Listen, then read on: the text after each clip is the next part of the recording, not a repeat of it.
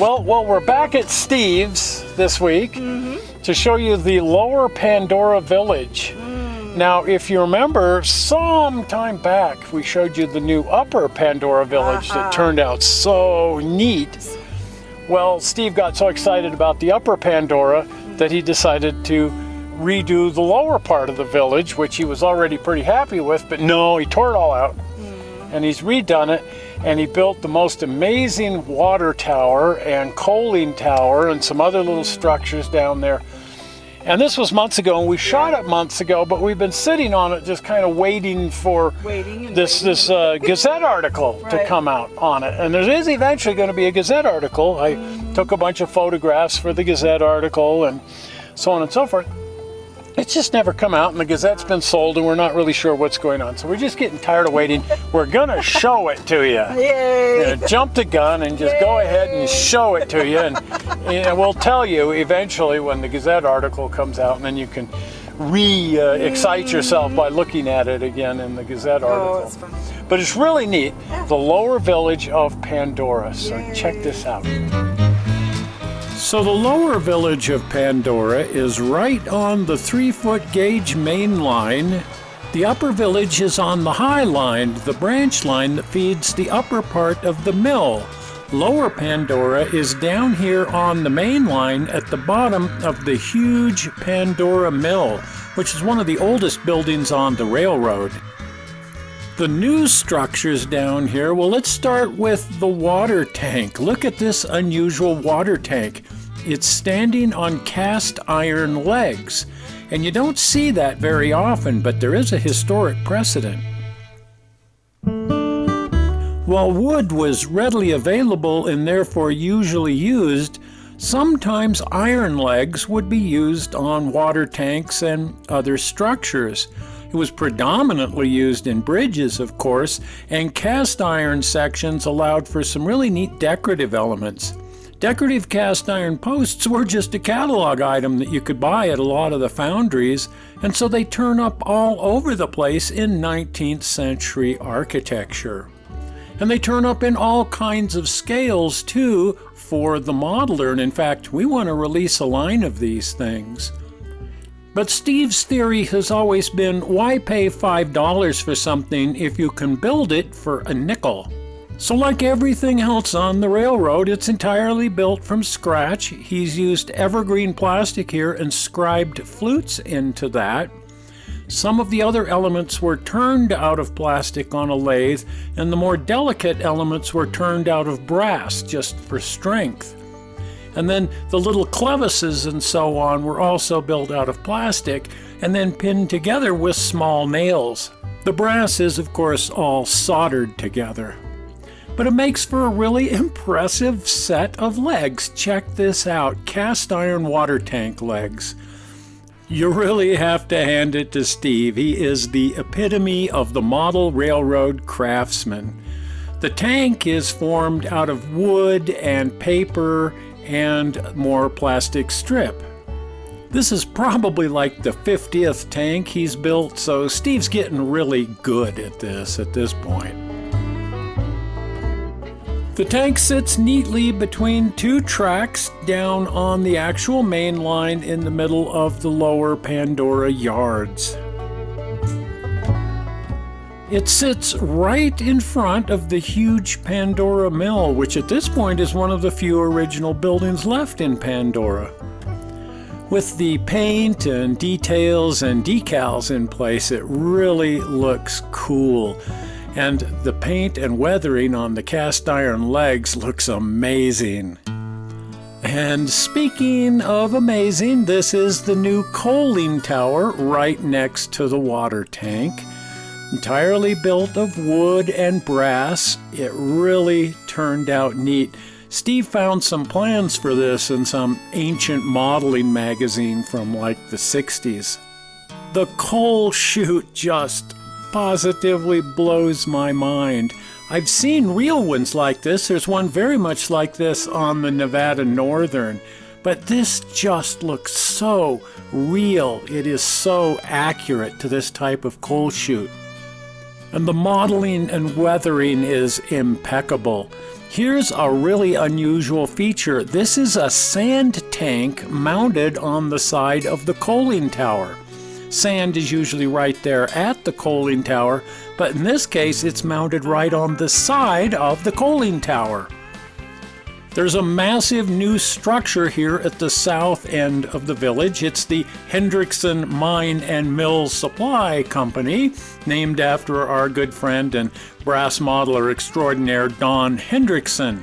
We've done a couple of shows on his fabulous modeling. There's also the sampling works by this character who they say is the sayer of asses, whatever that's all about. The original depot still stands over here too. The mill and the depot are really the only original buildings left down here.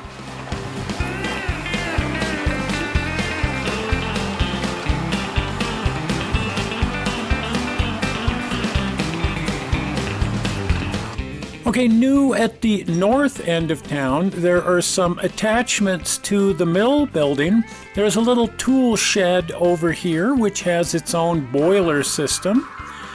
And the stream from up above now comes down through a wooden culvert here, and that looks really neat. But it's the boiler that just jumps out at you and says, "Holy cow. Look at this thing." Entirely scratch built, of course, and it just looks amazing. And there's a bunch of new figures and details that have been added to the mill. Just fun stuff that really brings the whole thing to life. And that wood culvert empties into a nifty little stream here that goes under the tracks. At the far north end are these cool little maintenance of way sheds and track parts and things stored over here. The vegetation and, weeds over here really turned out cool as well. And one of the buildings was built across the edge of the layout, so it becomes a cutaway building so you can look through it as though you're inside looking out. All of Steve's buildings have interiors, but this one you can go inside of, and that's really neat. Because of its prominent location here on the main, the yard here is busy when you have an actual operating session going on.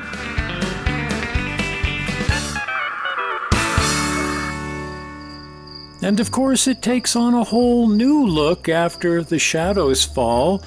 Turn down the room lights and turn on the building lights, and it really comes to life in a new way.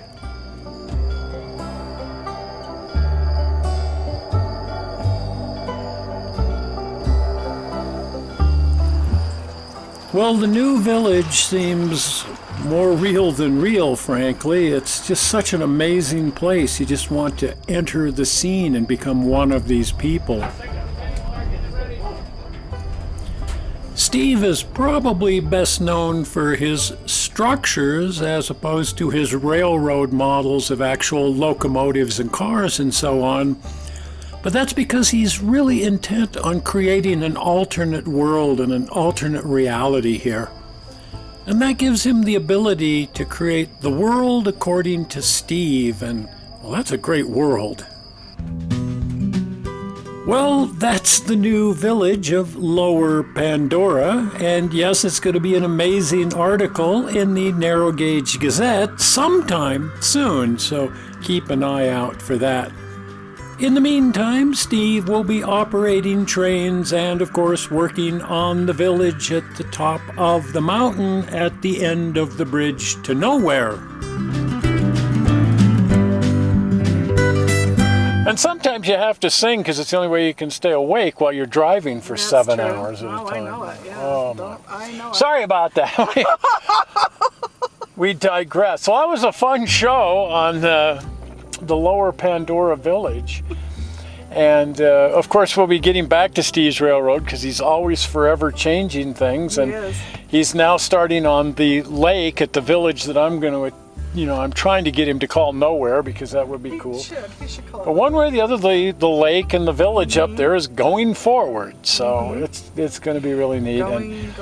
we will show you as we find out. And if you know of anything like Steve's Railroad or anything that's just cool, some massive amount of screwing around, you know, somebody that's building a nuclear reactor in their guest closet or something, and let us know. Put in the comment, you know, and then if you think somebody's being foolish by building a nuclear reactor in their guest closet, then you should comment too and say that's stupid.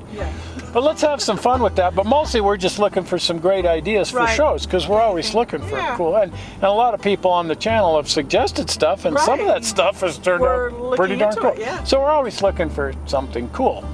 And speaking of which, we're going to start putting up some new stuff, which isn't actually new stuff.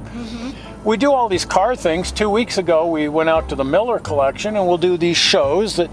But we shoot so much more than we ever use of car stuff, because, you know, you go out to the drag races and we'll shoot a little video of that, but it's not a show, it's just it's a drag race, you know.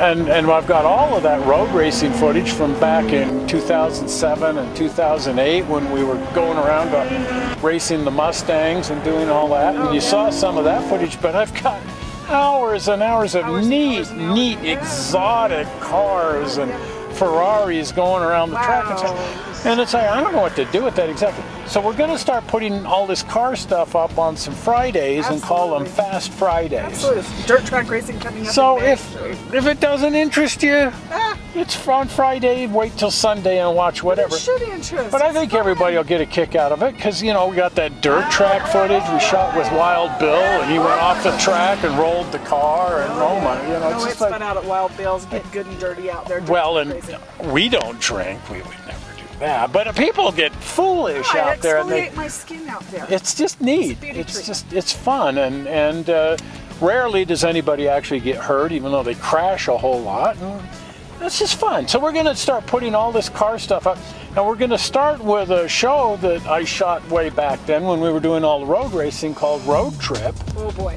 And tried to sell that to the Speed Channel and Velocity Network and so on. And nobody seemed to have a lot of interest in it. They all liked it. I can't figure it out. They wouldn't write me a check for $1, so I wasn't going anywhere. So I'm just going to put it up on the channel. It's a 1-hour show of a lot of fun and interesting things. And you've seen some of it, because I used some of that footage in the Miller show. But every Friday, we're going to call it Fast Fridays. And for the next few Fridays, they'll just put all the different segments. It's got, 15 minutes and a commercial break, or 7 minutes and a commercial break, or whatever. I'm just going to put all those sections up, and at the commercial break, it'll go to the next Friday. So that's going to be the next few Fridays, just showing you Road Trip. And some of the footage from Road Trip is what you already saw with the Miller show and stuff. But anyway, and then we've got all this stuff. We've got some dirt track racing and some drag racing and a whole bunch of neat drag, just neat car shows we've been to and stuff. So those are going to start going up on Friday. Right. And do let us know if you know of anything like that we should be checking out, or model railroads, or whatever the heck it is. Well, if you haven't been over to the channel, or especially if you haven't subscribed, then get over to the channel, and for heaven's sake, subscribe. Yeah, absolutely. And you can do that with the blue button, the infamous blue button, which will appear in, are you ready for it? Zoink, right there, blue button. It says subscribe. That'll take you to the channel and make you a subscriber, and you do want to be a subscriber. Yeah. Well, we're not sure how you found this movie on the internet. We hope you didn't find it boring. Never. And we will see you here again in 1 week with some mysterious screwing around. We'll see you then. Bye-bye. Bye.